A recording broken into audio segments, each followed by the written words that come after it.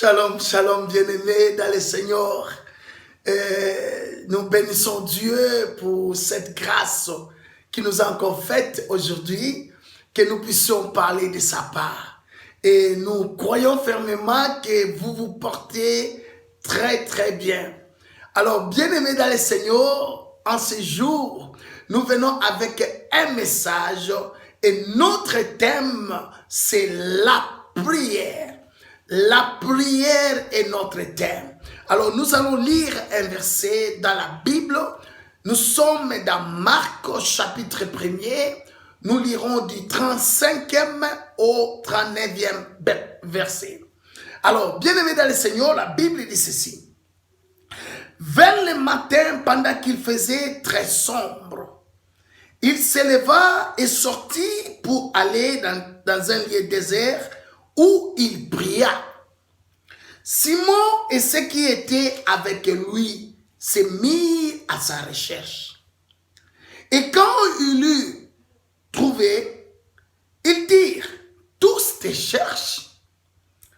Il leur répondit, allons ailleurs, dans les bourgades voisines, afin que j'y prêche aussi, car c'est pour cela que je suis sorti. Et il alla prêcher dans les synagogues par toute la Galilée et il chassa les démons. Bien-aimés, nous avons dit que notre thème est la prière. Et la question qui se pose, qu'est-ce que la prière? La prière, bien-aimés, n'est rien d'autre qu'une communication entre nous et Dieu. Une communication entre nous qui sommes fils ou filles avec notre Père céleste. Bien-aimés, nous avons vu même les disciples, ils ont demandé un jour à Jésus. Ils ont dit, Seigneur, apprends-nous à prier. Et c'est par là, bien-aimés, que le Seigneur leur a donné le modèle de la prière qui est dans notre Père qui est au ciel. Et bien-aimés, dans le Seigneur, la prière est très importante. Parce que c'est le moyen par excellence que nous parlons avec Dieu. Pourquoi nous disons que la prière est très importante? Nous voyons l'exemple du Seigneur Jésus lui-même. Jésus était homme à 100%. Il était aussi Dieu à 100%. Je m'explique. En tant qu'homme, un jour, quand ils étaient en train de traverser la mer, il s'est endormi. Or, Dieu ne dort pas. Mais, quand il y avait le vent et le flot, tout au long de ces voyages, les disciples sont allés auprès de Jésus. Ils ont dit, Maître, Maître, nous périssons. S'est enlevé, il a parlé au vent et il a parlé à la mer. Et la Bible dit que le calme était revenu. Là, nous voyons qu'en tant qu'homme, il a dormi, mais en tant que Dieu, il parle au vent, il parle à la mer et le calme revient. Bien-aimés, alors, nous voyons que Jésus s'est réveillé très tôt. Il faisait encore noir et il est allé prier. Et maintenant, les disciples, quand Jésus est sorti, ils étaient endormis. Et quand ils se réveillent, ils regardent à gauche, à droite, mais où est le Seigneur? Un peu de panique, bien-aimé. Ils sont dit, non, non, non, nous devons chercher le Seigneur. Ils sont sortis, ils sont partis à la recherche du Seigneur. Et la Bible dit, l'ayant trouvé, quand ils ont trouvé le Seigneur, Pierre a dit, Seigneur, tous te cherchent. Nous te cherchons. Hein? On s'est beaucoup inquiété. Le Seigneur leur a dit, ok, pas de problème, soyez calmes. Il leur a dit, allons dans les bourgades voisines pour que j'y prêche. C'est pour cela que j'étais sorti. Bien-aimés, par là, nous comprenons que Jésus est sorti très tôt et il est allé prier pour préparer le travail spirituel qu'il allait faire quelques heures à venir après. Et si Jésus, lui qui était Dieu à 100%, homme à 100%, il prend le temps de prier pour une œuvre spirituelle qu'il veut faire, à combien plus forte raison moi et toi, bien-aimés? Non pas seulement cela, bien-aimés, par là nous comprenons aussi que Jésus nous apprend qu'en toutes choses, nous devons prier. Voilà pourquoi la Bible dit dans Philippiens 4, verset 6e, que ne vous inquiétez de rien, mais en toutes choses, faites connaître à Dieu par des prières et des supplications. La Bible n'a pas dit faites connaître à Dieu par des louanges. Non, par des prières et des supplications. La prière est très importante parce que ça nous permet de communiquer avec le Père pour toute situation. Jésus sort, il veut prêcher, il se prépare dans la prière. Serviteur, servant de Dieu, enfant de Dieu, toute chose que tu veux faire, bien-aimé, prépare ça dans la prière. C'est pareil, on a commencé un mois nouveau. Tu peux préparer tout le mois dans ta prière.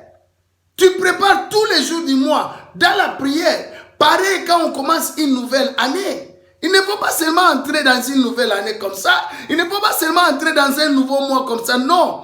Prends ton temps, bien-aimé. Prie l'Éternel.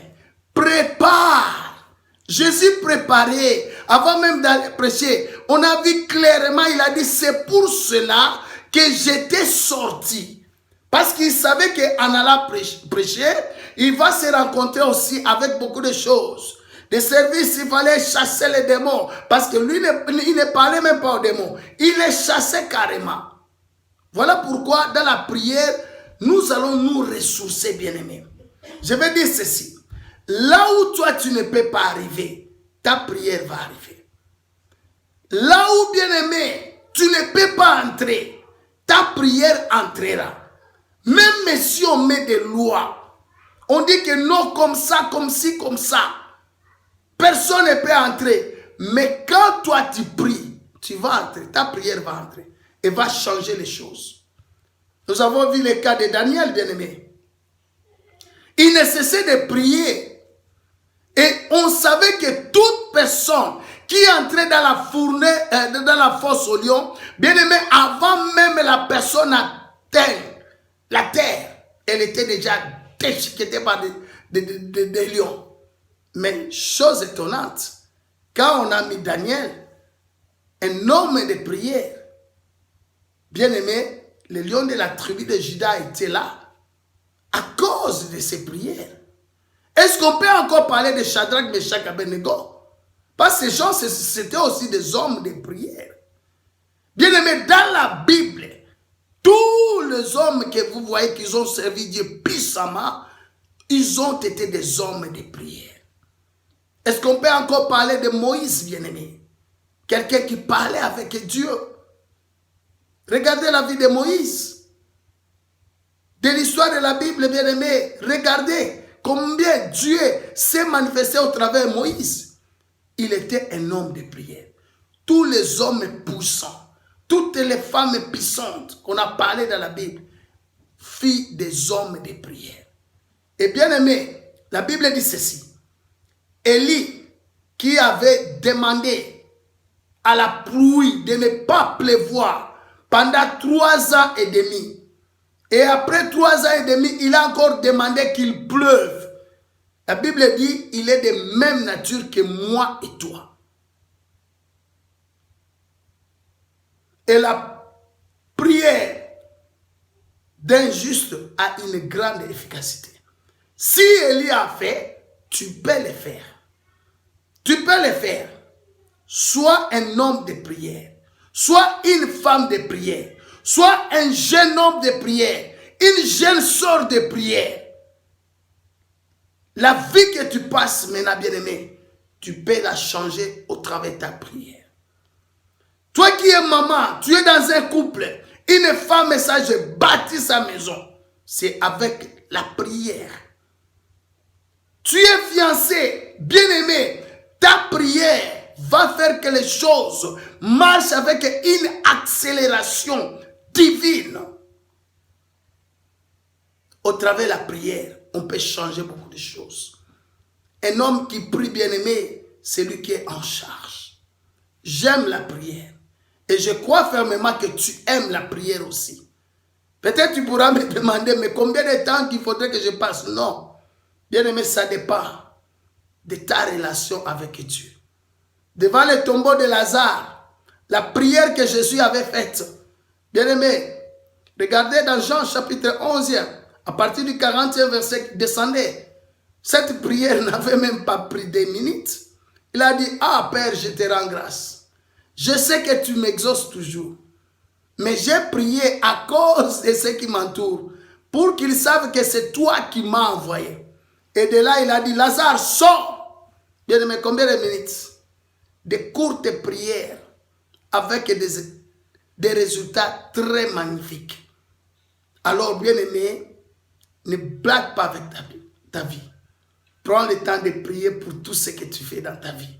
Et tu verras des résultats magnifiques dans ta vie, dans ton ministère, dans les dons que Dieu t'a accordés, dans votre fiançailles, dans votre couple, dans votre famille. Il y aura des résultats magnifiques. Bien-aimés, Dieu nous appelle à la prière. Nous devons prier. Que Dieu vous bénisse et bonne journée. Merci.